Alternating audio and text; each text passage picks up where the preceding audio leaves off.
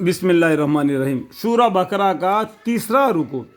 اے لوگو، عبادت اختیار کرو اپنے پروردگار کی جس نے تم کو پیدا کیا، اور ان لوگوں کو بھی کہ تم سے پہلے گزر چکے ہیں۔ عجیب نہیں کہ تم دوزخ سے بچ جاؤ۔ وہ ذات پاک ایسی ہے جس نے بنایا تمہارے لیے زمین کو فرش اور آسمان کو چھت، اور برسائے آسمان سے پانی، پھر فردا عدم سے نکالا بذریعہ اس پانی کے پھلوں کے غذا کو تم لوگوں کے واسطے۔ تو اب مت ٹھہرو اللہ پاک کے مقابل میں، تم جانتے بوجھتے ہو اللہ تعالیٰ نے بارش سے زمین کو زندہ کر کے اس سے تم کو اناج بنا کے دے دیا تاکہ تم پیٹ بھر کے کھاؤ۔ یہ تم کو معلوم ہے، اور تمہارے عورتوں سے تم کو نسل کو پیدا کیا۔ اس بات کا احسان کر کے اللہ کے حکم کو مانو، اور اگر تم کچھ خلجان میں ہو اس کتاب کے نسبت جو ہم نے نازل فرمائے، یعنی اس قرآن کے بارے میں اپنے بندے خاص محمد صلی اللہ علیہ وسلم پر، تو اچھا پھر تم بنا لاؤ ایک محدود ٹکڑا جو اس کا ہم پلہ ہو، اور بلا لو اپنے حمایتوں کو جو خدا سے الگ تجویز کر رکھے ہیں، یعنی خدا سے الگ دوسرے خداؤں کو برابر خدا کے کر کے شریک کر رہے، ان خداؤں کو بھی بلا لو، اور لاؤ ایک پلہ ایسا قرآن جیسا۔ اگر یہ سب مل کر اگر تم سچے ہو، پھر اگر تم یہ کام نہ کر سکے اور قیامت تک بھی نہ کر سکے گے، تو پھر ذرا بچتے رہو کس سے؟ دوزخ سے، جس کا ایندھن آدمی اور پتھر ہے، تیاری ہوئی رکھی ہے کافروں کے واسطے۔ اللہم اغفر لی۔ اور خوشخبری سنا دیجئے، یعنی پیغمبر صلی اللہ علیہ وسلم کو اللہ تعالیٰ بولتے ہیں خوشخبری سنا دو آپ اے پیغمبر صلی اللہ علیہ وسلم ان لوگوں کو جو ایمان لائے اور کام کیے اچھے، اس بات کی کہ بے شک ان کے واسطے بہشت ہے، یعنی جنت ہے، چلتی ہوں گے ان کے نیچے سے نہریں۔ جنت کے اندر 4 بڑے بڑے نہریں ہیں، وہ آگے سورہ محمد میں آتا ہے اس کے بارے میں۔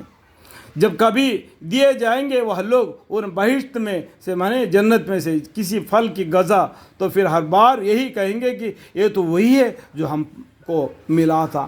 یعنی ہر پھل الگ الگ رنگ ہوگا اور الگ الگ مزہ ہوگا، لیکن پہلا پھل کا مزہ بھی اس میں سے معلوم ہو جائے گا۔ یہ کہیں گے کہ ہم ابھی تو یہ پھل کو کھائے، لیکن پھل الگ الگ ہوگا۔ اس طریقے سے جنت کے میوے کے بارے میں اللہ تعالیٰ نے فرما دیا، اس سے پشتر اور ملے گا، اور بھی اس سے بہتر اور بھی جنت کے نعمتیں تم کو ملیں گے۔ ان کو دونوں بار پھل ملتا جلتا، نہیں دونوں بار کا پھل ایک جیسا ملتا جلتا ہوگا، لیکن مزہ الگ الگ ہوگا۔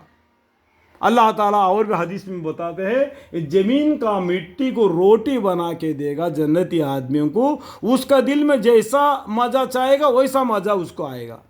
اور جنتی آدمیوں کو اللہ تعالیٰ مہمان نوازی کرے گا مچھلی کے کلیجے سے، یہ حدیثوں میں لکھا ہے۔ ان کے واسطے ان بہشت میں بیویاں ہوں گے صاف پاک کی ہوئی، یعنی حورے۔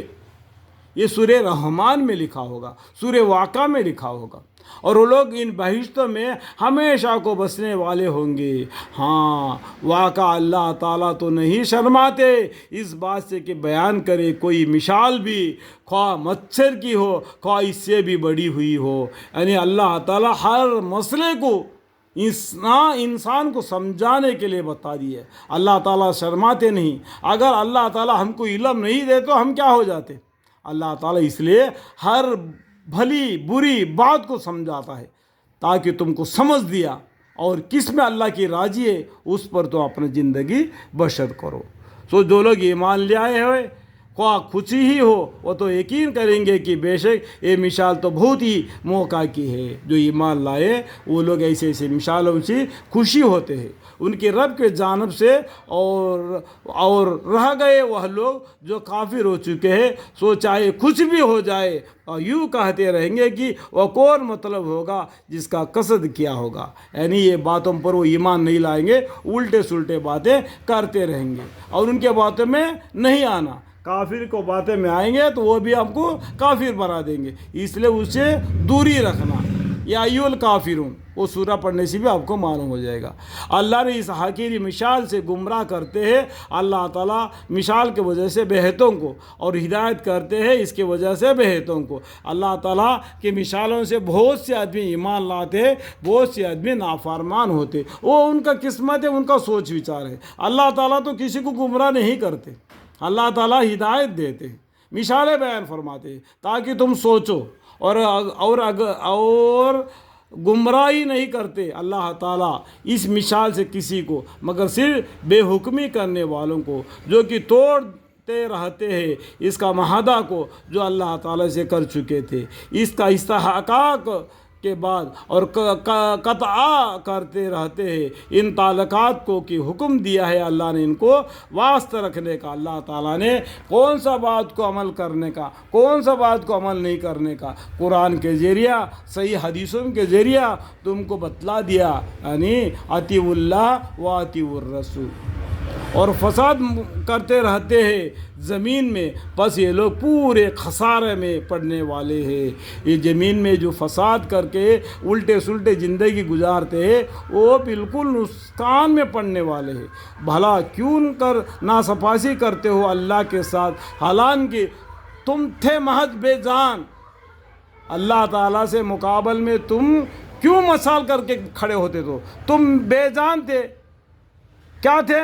ایک منی تھے، وہ جو باپ کے سکم میں تھا، جو اس نے اپنے عورت سے ملا، بیوی سے، تو اس سے اس کا پانی اس کا پیٹ میں گیا، اور اس کو اللہ تعالی نے ایک جاندار زندہ کر کے تم کو دنیا میں بھیجا، اور اچھی سے اچھے صورت بنا کے احکام بتا دیا قرآن کے ذریعہ سے۔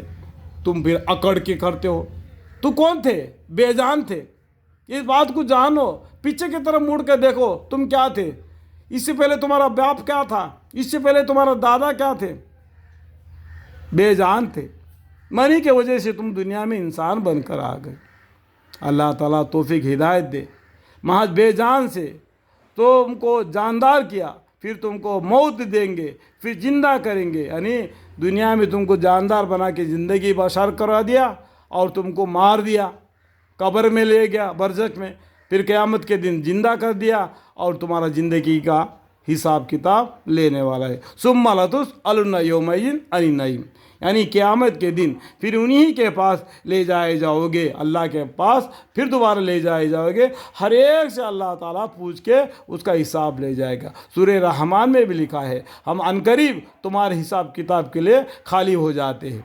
وجات پاک ایسی ہے جس نے پیدا کیا تمہارے فائدے کے لیے جو کچھ بھی زمین میں موجود ہے، سب کا سب، پھر توجہ فرمائی آسمان کی طرف، سو درست کر کے بنائے 7 آسمان 7 زمین، اور وہ تو سب چیزوں کا جاننے والا ہے۔ یہاں تو 7 آسمان کے بارے میں لکھا ہے، حدیثوں میں بھی 7 زمین کے بارے میں لکھا ہے، اس لیے میں نے 7 زمین 7 آسمان کر کے میں نے پڑھا۔